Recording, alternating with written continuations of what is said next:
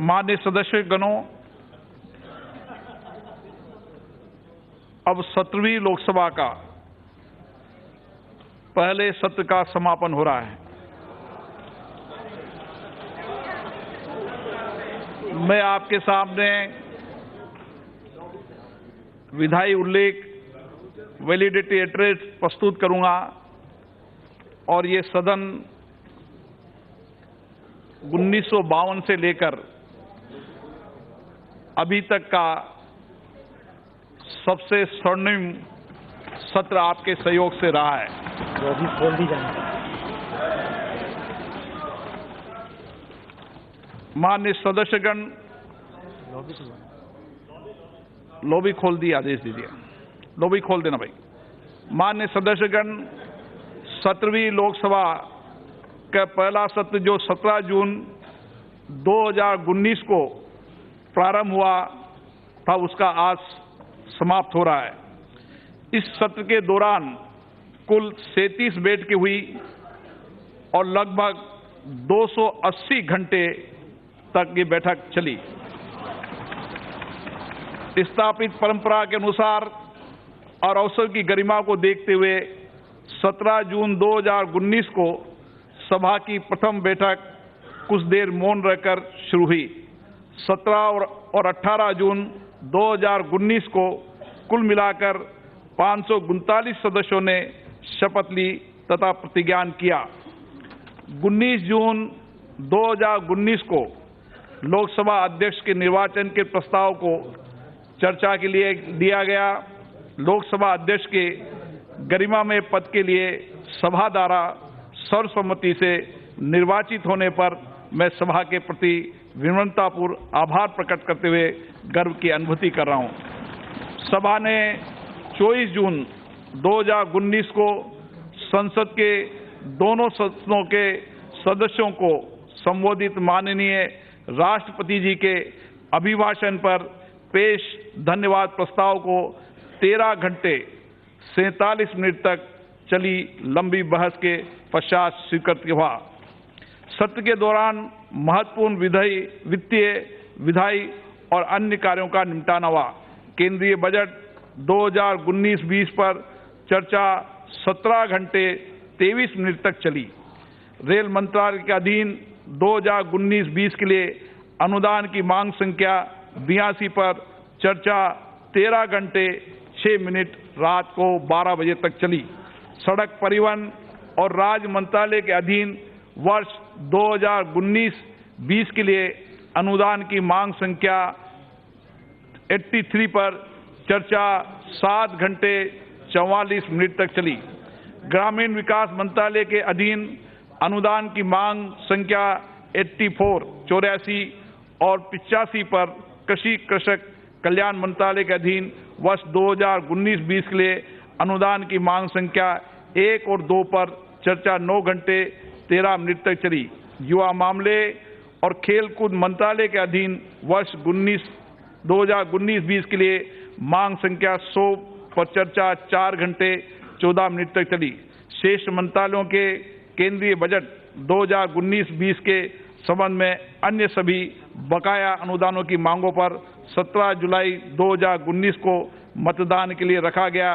वे पूरी स्वीकृत हुई और संबंधित विनियोग विधेयक पारित हुआ। वर्तमान सत्र के दौरान 33 सरकारी विधेयक पूरे स्थापित किए गए और कुल मिलाकर 36 विधेयक पारित हुए और संसद के अंदर 1992 से लेकर आज तक सबसे ज्यादा विधेयक पारित आप सबने संसद में किए। महत्वपूर्ण विधेयक जो पारित किए, नई दिल्ली अंतर्राष्ट्रीय मध्य स्तंभ विधेयक 2019, मानव अधिकार संरक्षण संशोधन विधेयक 2019, मोटरयान संशोधन विधेयक 2019, मुस्लिम महिला विवाह अधिकार संरक्षण संशोधन विधेयक 2019, राष्ट्रीय आयुर्विज्ञान आयोग विधेयक 2019, उपभोक्ता संरक्षण विधेयक 2019, मजदूरी संहिता विधेयक 2019, दिवाला और शोधन असक्षमता संहिता संशोधन विधेयक 2019, लैंगिक अपराधों के बालकों का संरक्षण संशोधन विधेयक 2019, साथ ही जम्मू और कश्मीर राज्य के बारे में संविधान के अनुच्छेद 370 से संबंधित एक सांविधिक संकल्प जम्मू और कश्मीर पुनर्गठन विधेयक 2019 एवं जम्मू कश्मीर 2019 आरक्षण संशोधन विधेयक जो वापस लिया है, सभा द्वारा पारित किया गया। 183 तारांकित प्रश्नों के उत्तर दिए गए। इस सत्र में सदस्यों ने शाम देर रात तक बैठकर 1086 अविलंब लोकमत के मामले उठाए गए। माननीय सदस्यगणों ने 377 के अधीन 488 मामले उठाए गए। माननीय संसदीय कार्य मंत्री के सरकारी कार्य के संबंध में 6 वक्तव्य सहित मंत्रियों ने विभिन्न महत्वपूर्ण विषयों पर 35 वक्तव्य दिए। इस सत्र के दौरान संबंधित मंत्रियों ने 1719 पत्र सभा पटल पर रखे गए। जहां तक गैर सरकारी सदस्यों के कार्य का संबंध है, गैर सरकारी सदस्यों ने प्रथम सत्र के दौरान अलग अलग विषयों पर 118 विधेयक प्रस्तावित किए गए। अनिवार्य मतदान विधेयक 2019 पर विचार करने के प्रस्ताव पर चर्चा पूरी नहीं हुई। जहां तक गैर सरकारी सदस्यों के संकल्पों का संबंध है, पानी की कमी की समस्या को दूर करने के लिए केन बेतवा नदी जोड़ने की को परियोजना के माध्यम से नहरों के निर्माण और बुंदेलखंड क्षेत्र में चुट्टा गोवंश संबंधी संकल्प आंशिक चर्चा हुई। इस सत्र में सभा महत्वपूर्ण विधानों को पारित करने के लिए तथा विभिन्न महत्वपूर्ण मुद्दों पर चर्चा करने के उद्देश्य से 71 घंटे देर रात्रि तक बैठी।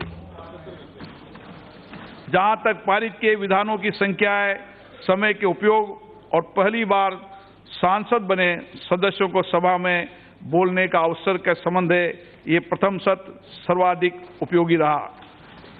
17/6/2019 से 6/8/2019 की अवधि के दौरान हुई 37 बैठकों में 33 सरकारी विधेयक प्रस्तावित किए गए और 36 विधेयक पारित किए गए। ये संख्या लोकसभा के अंदर 1952 में सबसे अधिक थी, जब 1952 में लोकसभा चली थी 67 दिन, जब 24 विधेयक पारित हुए थे और आप सबने सहयोग कर इतनी बड़ी संख्या में विधेयक पारित किया।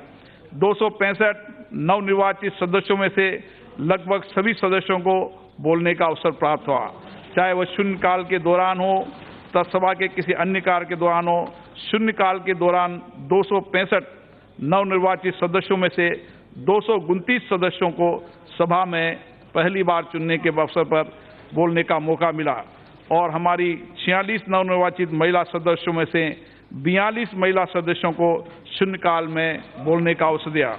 मुझे ये बताते बड़ी प्रसन्नता हो रही है कि इस अवधि के दौरान आप सबके सहयोग से ये सदन का डिस्टर्बेंस जीरो रहा, व्यवधान जीरो रहा, जो शायद 1952 में से लेकर आज तक इतिहास रहा कि आप सबने मिलकर इस सदन को सार्वजनिक तरीके से चलाए, जिसके लिए मैं आप सभी को बधाई के पात्र हैं। मैं उम्मीद करता हूं कि आने वाले सत्रों में भी ये सहयोग बना रहेगा, जिससे हमारी संसद की गरिमा, हम देश और विश्व में इस संसद की गरिमा को बढ़ाए रखने में कामयाब होंगे।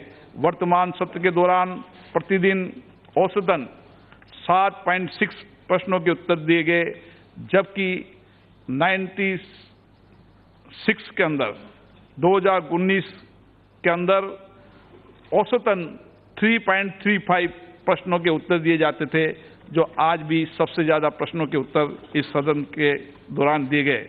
पूर्व लोकसभाओं के प्रथम सत्र की तुलना में जब केवल कुछ सदस्यों को शून्यकाल के दौरान अविलंब मत के मामले उठाने की अनुमति दी जाती, इस बार शून्यकाल के दौरान 1066 मामले को उठाने की अनुमति दी गई। एक दिन अर्थात 18/7/2019 को 161 माननीय सदस्यों ने शून्यकाल में बोलने का मौका दिया गया।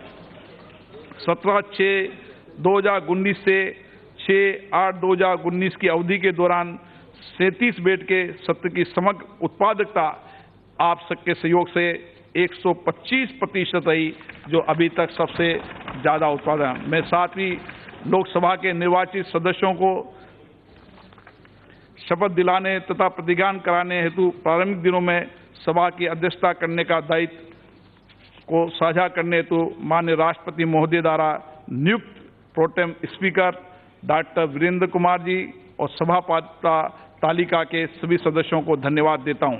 मैं सभा की कार्यवाही को पूरा करने में सभापति तालिका में शामिल सभी माननीय साथियों को उनके योगदान के लिए आभार व्यक्त करता हूं।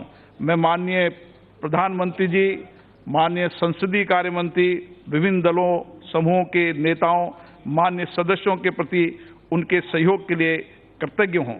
मैं आप सभी की ओर से प्रेस और मीडिया में मेरे मित्रों को भी धन्यवाद देता हूं, जिन्होंने संसद की कार्य को सार्वगत तरीके से देश की जनता के सामने रखा।